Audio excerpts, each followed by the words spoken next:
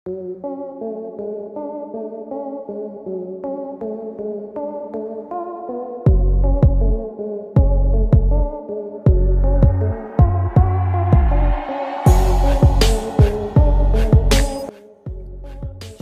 mga katits ay napakagandang marker nito dahil yung kanyang mga design ay klarong-klaro, and then napaka-accurate yung kanyang mga guhit katits ano. So dito makikita natin yung kanyang mga direction, mga linya na nakalagay dito. So ngayon lagyan natin to ng mga linya katits ano. So first dito tayo sa X. Sa pinakababa, mayroon siyang X na marker. Yan katits oh. Ito ay X. Okay. So ganon. So napakaklaro na X marker. And then dito sa ibabaw, meron naman siyang box na hindi siya na box na kumpleto dahil yung kanyang ibaba ay hindi kumpleto. Okay, so ngayon atin tong gagawa ng decoding at i-explain natin sa inyong mga katiits kung ano bang mga ibig sabihin nito. And then meron siyang dito parang dot, maliit na dot sa gitna. Yan, hindi lang klaro pero makikita natin na meron minarkahan siya ng dot, parang dot. Okay, so dito naman sa ibabaw, meron naman tong linya. Yan o. And then, ito ay arrow. Arrow to katits. Yan o. It is an arrow. Yan. Okay, so ito klaro na. So, unahin natin itong sa ibaba. Kasi yung pinapahiwatig nito is yung lahat ng mga complete detail kasi ito mga katits eh. So dito tayo mag-una sa ibaba. Kasi yung purpose nito ay ano ba tawag dito? Yung pinaka-ibaba patungo pa itaas. Okay, yan ang tawag doon, ascending order. Ano ba? Tama ba yun? So, ganito ay una tayo sa ibaba. Yung X marker, yung meaning nito. Itong X ibaba. Ito yung nagpapahiwatig na mayroong ibinaon. Okay? So, it means there's a treasure that was buried in this area. Okay, so ito yung mga confirmation na mayroon silang ibinaon na treasure. So confirmation itong X mga katiits na mayroon silang ibinaon.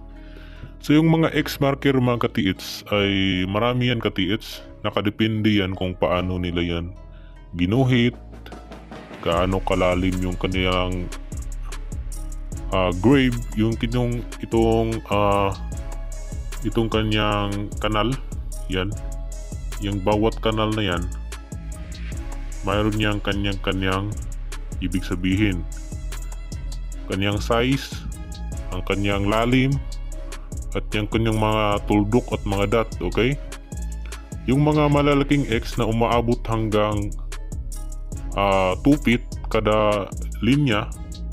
Ito katits oh, yung bawat linya nito ay umabot ng 2 feet. Iba rin yung ibig sabihin yan. Meron pa nga ditong linya dito, and then short distance. So kumpleto yung kanyang detalye. So yung mga ibig sabihin naman ng X na malaki, na merong ganitong design na malalaki, mga opposite yung kanyang direction. So yung akala natin nandito sa right side na portion ibinaon yung treasure, pero yung totoo dito pala sa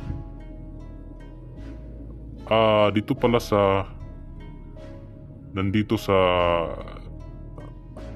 left na portion. Kasi opposite yung kanilang ginawa. Okay? So, ganun yung kanilang ginawa dito. Opposite direction yung kanilang ginawa sa mga X na marker. So, yung akala natin ay yung treasure ay nandito sa right side na party, pero yung totoo ay dito pala sa left side. Kasi yung purpose niyan mga katiits, ang traditional na pagbasa ng mga X na marker, kung saan nakalagay yung itong kanyang dot, doon natin i-follow yung direction sa right side. Okay? Pero kung alam niyo yung totoong ibig sabihin, nandito pala sa left side. Pero itong makikita natin ngayon na X marker, ito ay confirmation na mayroon silang ibinaon. Okay? So, confirmation na mayroon silang ibinaon na treasure. So, ngayon, proceed naman tayo dito sa ibabaw. Okay? Dito tayo sa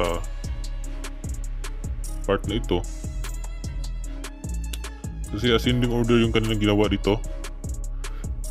So, yung box na itong makikita natin na marker na box, ang ibig sabihin nito is mga silver deposit. Okay? Silver deposit yung ibig sabihin ng box. Pero sa gitna, meron siyang dot, itong maliit. So, ang ibig sabihin, ang nakabaon doon sa unahan, silver deposit na mayroong mga gold coins. Okay? Silver deposit with gold coins. So, I think meron naman sigurong mga gold bars na nakabaon dito. Pero, nasa malalim na parte. Yung ginawa kasi nilang pagbaon dito ay 2 layer yan katiits. Okay? Halimbawa, ganito. Naghukay sila. Ilalim. Then, layer by layer yung kanilang ginawa. Okay? Layer by layer. Dito. Ito, butas. So, dito sa first na 5 meters, sabihin natin 5 or 4. Kasi yan yung pinaka malalim na pagbaon ng mga giveaway. Okay, so dito sa part na ito, so 4 meters, sabihin natin 4 meters. So dito nakalagay yung mga gold coins at saka silver. Okay, silver deposit at mga gold coin na mga deposits. So dito naman sa pinakababa, nasa 10 to 20 meters yung kanyang lalim. Okay? Dito na natin makikita yung mga big deposit. Okay? Mga gold bars, mga bars na ito dito makatiits yung mga malalaking deposito. Kung kaya yung purpose na nilagay nila dito sa ibabaw itong mga silver, mga gold coins, ay para hindi na natin hukayin yung pinaka ilalim. Kasi mayroon na tayong nakuha dito sa ibabaw. So ngayon, pag tayo ay makontento dito sa ibabaw, kasi yung kanilang gold coins ay hindi yan isang piraso ka-TH. Minsan, yung kanilang ibinaon ay tag isang balde. Okay? Tag isang balde na puro gold, may silver, yung mga lumang coin katiits, ano? So, ganun yung ibinaon nila. So, napakadami niyan. So, ngayon, kapag makontento tayo dito sa ibabaw, ay okay na. Pwede na yan. Kasi napaka mahal na yan eh. Mataas na yung value niyan katiits. Okay? So, hindi rin maganda yung sobra katiits ano. Okay? So mas okay na sakto lang, hindi labis at hindi kulang. Kasi yung lahat ng labis mga katiits ay masama, okay? Lahat ng labis ay nakakasama. Pag inom, sigarilyo, labis na pa sigarilyo, okay? Labis na kayamanan, ay nakakasama din yan katiits. Halimbawa, pagpalagay natin, nagukay kayo dito sa ibabaw, dito, sa giveaway. Then hindi na kontento, pumasok sa ilalim, dito sa ibaba. Dahil yun nga, alam nyo na mayroon kayong kagamitan, and then malakas pa yung aura, mayroon naman kayong nahukay dito, pero ang lakas pa rin ng aura dito sa ibaba. So, nasa inyong isipan na ito ay big deposit, okay?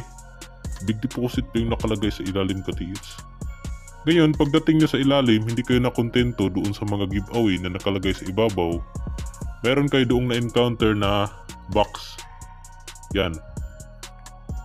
Isa siyang naka-box, naka-sealed. Okay?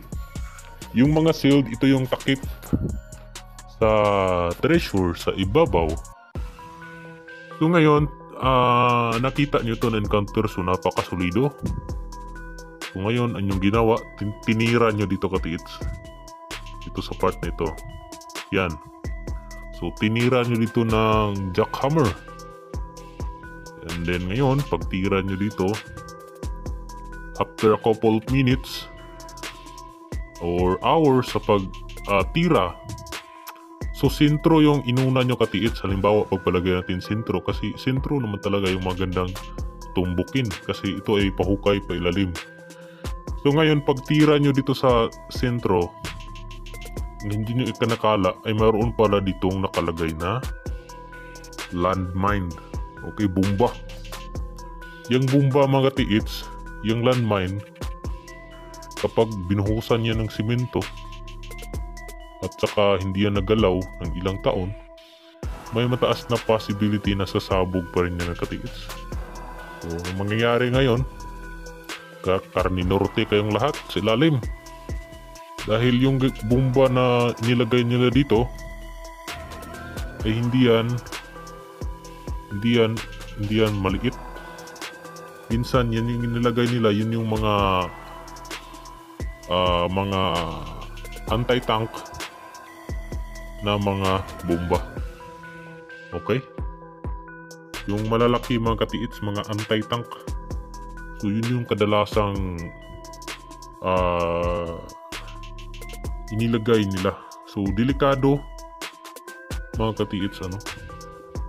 So yan yung mga cons, kung yung mga possibility na pwede nating ma-encounter kapag hindi tayo nakontento sa mga bagay. Okay? Meron talaga yung mga consequence na ating ma-encounter. Okay? So, ganun yan, katiets. So, ngayon, tapos na natin itong i-decode. Yan. May deposit. There's a treasure that was hidden in this area, which is silver deposit with gold coins. So, ngayon, saan ba nakabaon? So, dito tayo mag-base sa arrow. Okay? Yung arrow na yan. Okay, dito tayo mag-base. So, saan ba ang tinuturo ng arrow, katiits? So, yung arrow ay nagtuturo siya sa east. Okay, sa east na portion, ibinaon. So, dito na part, katiits, oh. Yan. So, yung layo nito, I think nagre-range yan sa around 10 or 20 meters yung distansya galing dito sa batong ito patungo doon sa unahan. So pwede nyo rin i-test dig dito sa 10 meters. Then pag umabot na kayo ng 5, so kayo nang bahala kung wala pa nyo matatagpuan. So kung dadalawang isip na kayo kung magpatuloy po kayo, okay? So proceed ka sa 20 meters. Kung mayroon kayo makita doon ng mga coordinate na sign dito sa bato na ito, pwede rin doon sa 20 meters. Okay? So ganun yan. Distansya lang ito dito sa sign na ito. So nagtuturo siya doon sa east na portion. So actually mayroon to ditong yung ganitong klaseng sign under the old tree or the big stone. So nasa dalawa lang yan katiits. I think ito ay basta ganitong klaseng sign ay mga puno ito, matatanda na puno, old tree. Kung walang old tree doon, ibig sabihin yun ay patay na, dead old tree. Okay, so yan yung kahalagahan kung bakit kailangan natin gumamit ng kagamitan para ma-point out yung digging spot. Kasi yung possibility na mangyayari dito, kapag hindi nyo ma-point out yung digging spot, dito kayo mag-detect sa mismong sign, may possibility na meron kayo ma-detect ng mga decoy, okay? So yun lang katiits, so maraming salamat at tayo ay magpaalam na sa ating video ngayon. So huwag nyo kalimutang mag-subscribe and then hit the notification bell para ma-update kayo sa ating panibagong video, okay? So yun lang.